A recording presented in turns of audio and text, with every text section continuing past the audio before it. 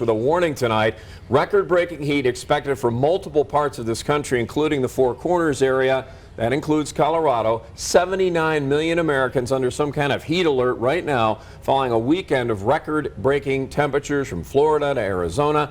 As for southern Colorado, most of our area remains under a heat advisory until 9 o'clock tonight. And heat is the #1 weather-related cause of death in the U.S. That's according to the National Weather Service. They say in 2022, more people died from heat than hurricanes and flooding.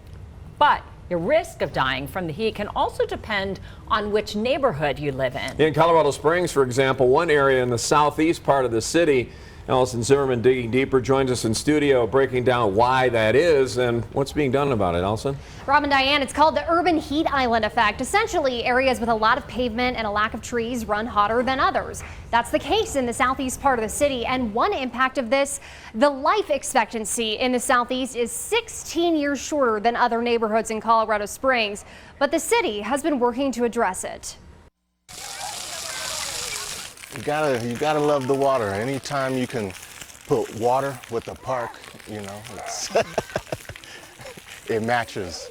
So the kids love it. On a hot day like today, Panorama Park in southeast Colorado Springs is busy.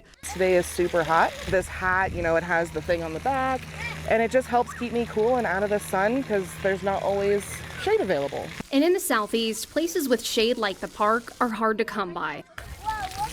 Yeah. Without these covers, you know, not much shade, not much. Usually all sun, just beaming down on you. I walk my area around 4 miles around, and I am so grateful when I come under a tree. I'm like, shade at last. But there's so much area that has no shade at all in southeast Colorado Springs.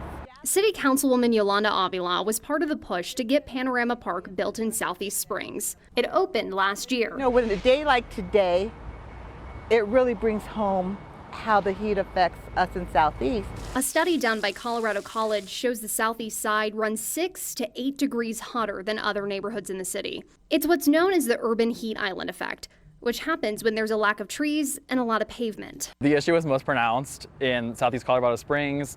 A lot of the mature trees that you would see mitigate the impacts in the Old North End or Patty Jewett, for example, you don't really see that in the southeast.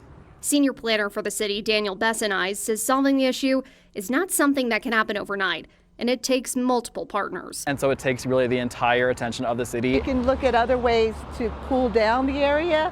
Avila says there's another push to build a tree canopy in the area and also encouraging homeowners to plant trees of their own. The community in southeast Colorado Springs is really coming behind that, right? With the trees and making sure that we have enough shade and so that we don't get overheated.